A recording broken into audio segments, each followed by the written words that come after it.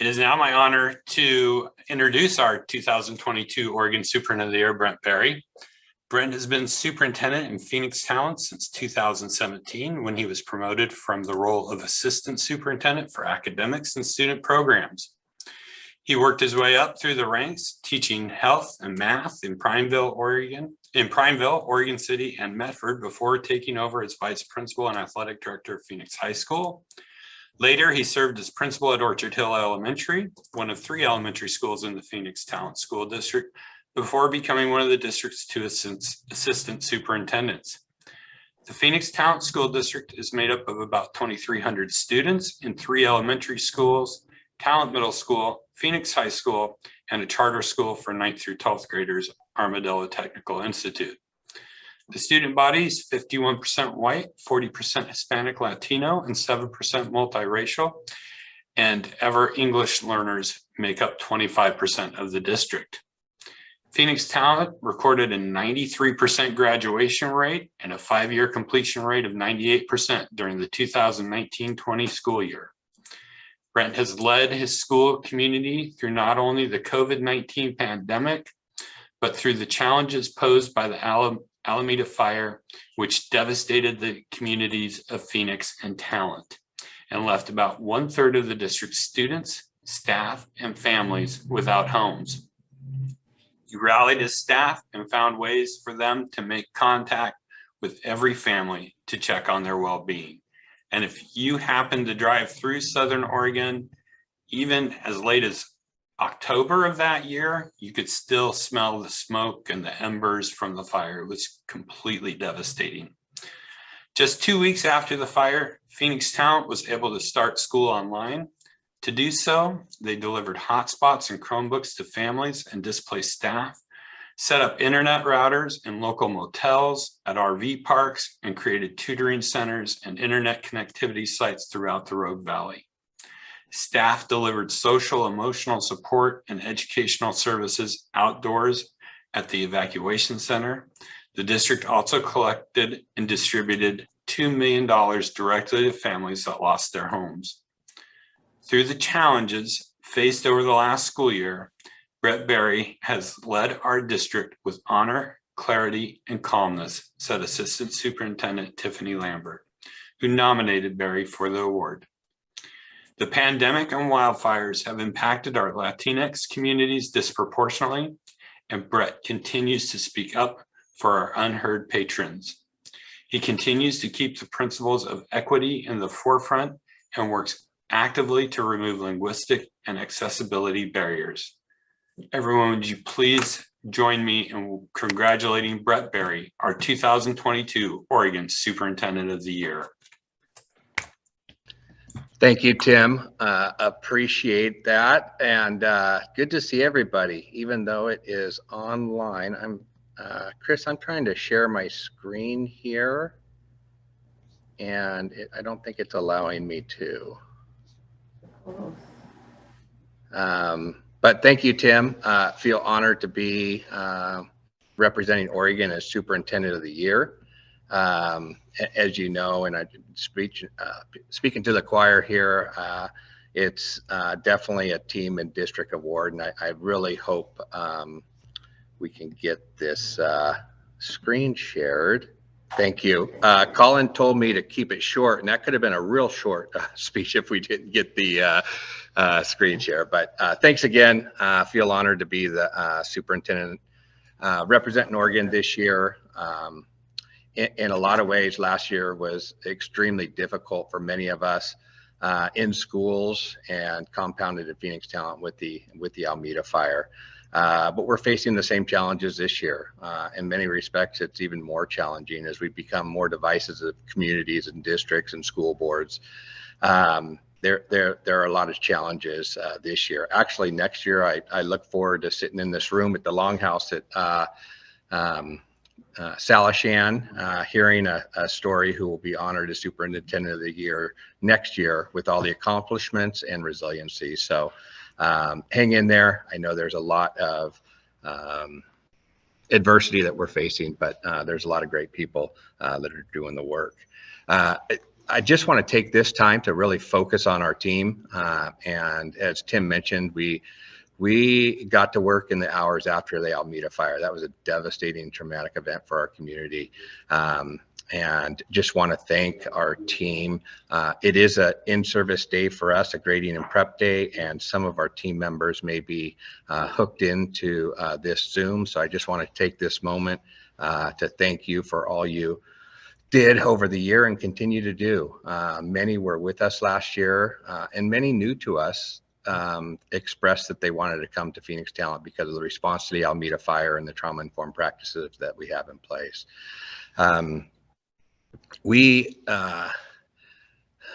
Almeda fire, September 8th, 2020, the conditions were ripe just to devastate homes and businesses throughout the Rogue Valley, and specifically Talent in Phoenix, as 60-mile-an-hour winds were ripping through the valley. Our first responders were absolutely amazing. You know, that was the day before school started. Our staff was just the final touches on delivering Chromebooks and hotspots and routers and curriculum to our kids. And unfortunately, we lost 3 lives, but it could have been much, much more. And so the first police, fire, community really did an amazing job of keeping everybody safe during a chaotic time. I'll end with a story about Phoenix High School and a conversation with a firefighter at the end of this presentation, but God, I can't share it now. It's tough to share, but it's something that I think is important. But our team got to work, and we had not only a heroic response from the Almeda fire, but we had so many more accomplishments that I really hope to share and highlight today. As you know, as leaders on this call, that's the best and most important step you can take. First step and continuing steps are surround yourself with amazing people, and I've been fortunate enough to be able to do that, and it was vital in the response to the Almeda fire. There's many in our school district that just simply stepped up and did what was needed to be doing, the next best thing. And sometimes you don't know what the next best thing is, but if you just are perceptive and aware and ask questions, it'll come to you. So thank you to my team. I want to point out one person in particular, Assistant Superintendent Tiffany Lambert. She's absolutely amazing. And if you are looking to hire somebody, she volunteers as search and rescue for Jackson County. So she has tons of crisis response training. And what a gift that was to, you know, our Phoenix Talent community after the Almeda fire. That training was absolutely amazing. She was instrumental in setting up systems to be able to support our families. And I also might add, I just want to share too, she will make a great superintendent anytime she wants. I know COSA, and thank you, Craig, for leading this effort, but I think we all need to do better for our women in leadership positions and superintendent positions, and our leaders of color. It's so important to continue to support that. And I know there's Krista and Karen are having a presentation on that today in a session. And so I encourage you to go to that or catch the recording afterwards. But I just appreciate COSA's commitment to that. And I encourage all of us to make sure that's a priority. And I'm hopeful that school boards will also take the lead on that. But getting back to Tiffany, she helped set up many things that we put in place hours after the Almeda fire. And I will tell you, we responded to the Almeda fire and we get commended for that, but that preparation and relationship building was really the foundation, and that started years and years before. Strong bonds with kids and families, our trauma-informed practices, with a group of 7 districts that started, you know, on the ACE's work 10 years ago to really inform our staff and our community the impacts of trauma, systems of communication, amazing support around the Rogue Valley from our community. And I might mention, we just, my local colleagues, superintendents and districts were vital in helping us just keep our head above water in those first couple days and weeks ahead. Want to share some of the things that happened in those were some of the first images of the fire. And then this picture was taken as the sun began to set that day. And still a year and a half later, to some tough things to witness, but we are recovering, we are rebuilding, and there's hope and encouragement to continue to do what's right for the community. 696 students lost their home, immediately became homeless, had to find a place just to stay, made up 484 families. One of the first things we did was organize with administrators, teachers, support staff, maintenance and custodial. Everybody had a list, and we could connected with 100% of our kids. And quite frankly, I will tell you, I do not wish a tragic event of this magnitude in any community.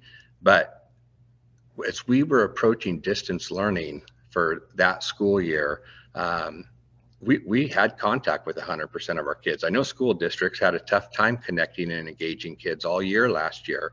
And this event allowed us to really connect with our families and understand the needs. And I think that attributed to academic success as well.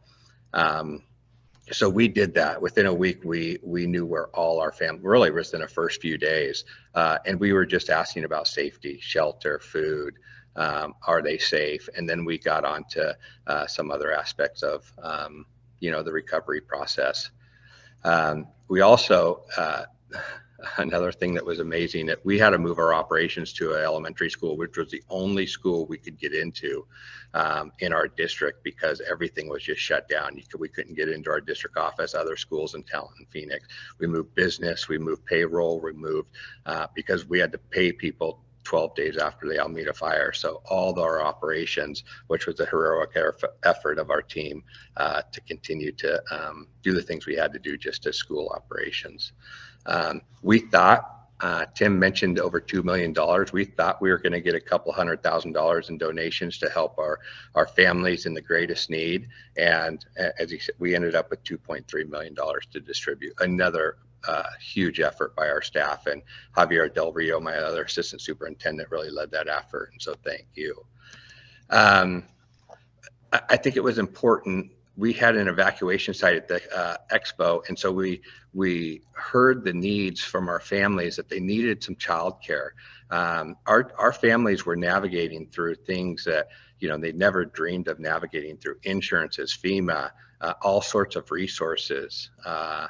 Red Cross, all the aid systems. And so we set up childcare and had activities, and even some Disney princesses showed up. Pretty awesome.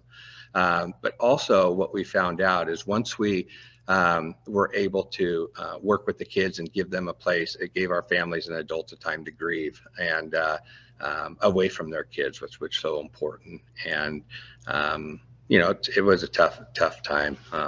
And just thank the staff for just continue to volunteer and provide some hope and some fun activities for kids. We had partners with other school districts.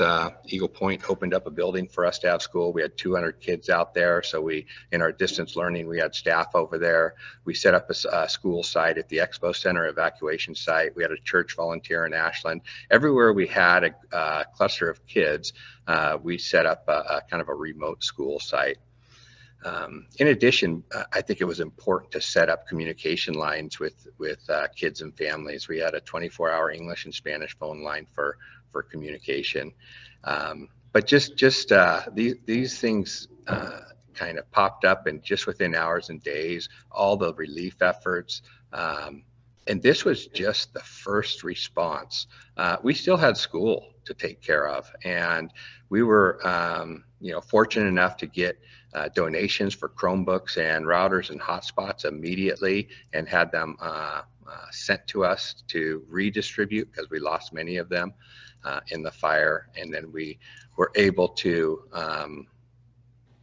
have school.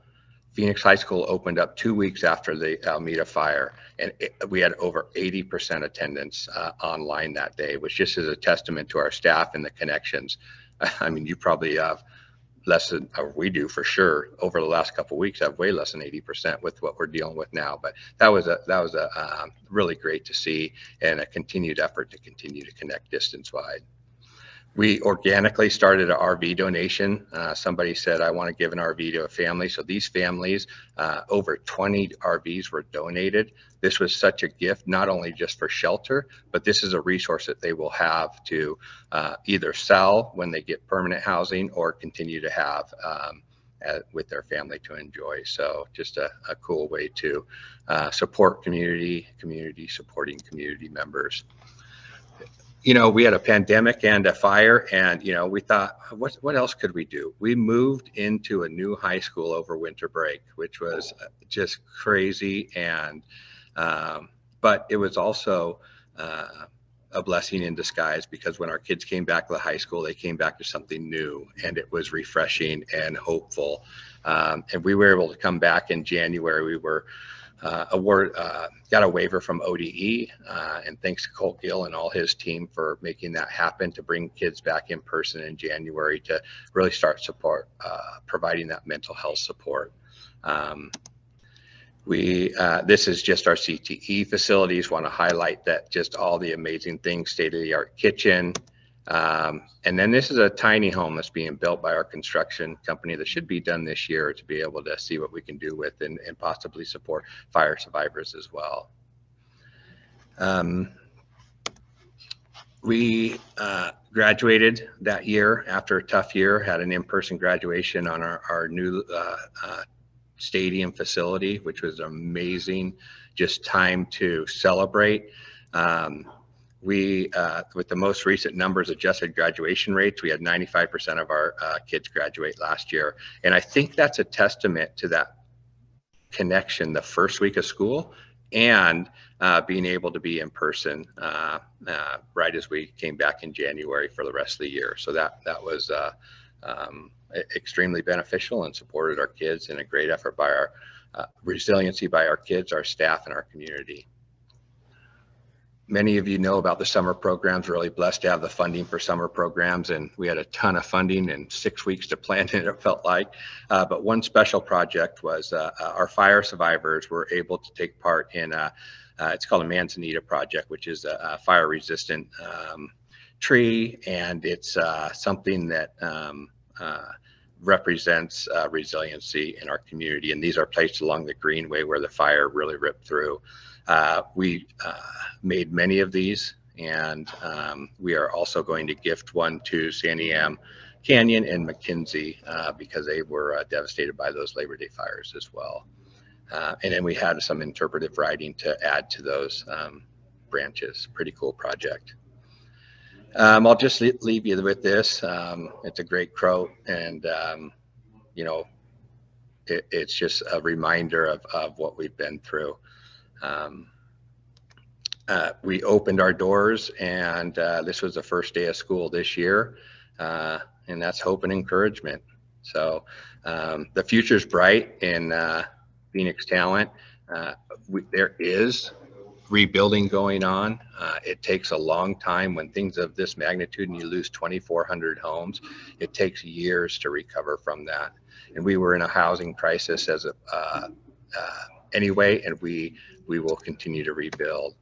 I'll just leave you with this. The next morning, we didn't know if our high school was still standing, and I was able to drive through to the get into the boundaries of Phoenix, and pulled over to a firefighter a couple blocks from the high school, and he stopped me, and I just said, "Hey, I'm the superintendent," and I asked about the high school, and with tears in his eyes, exhaustion on his face, he gave me a fist bump, and he said, "We saved it." We have many graduates, Phoenix High graduates, on that firefighting team, and it was a sense of pride. So pretty amazing.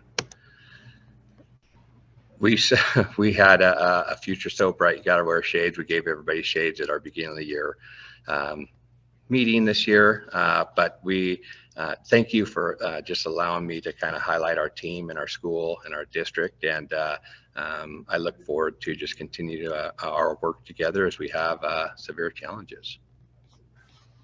Thank you. Wow. Congratulations, Brent Barry. Thank you.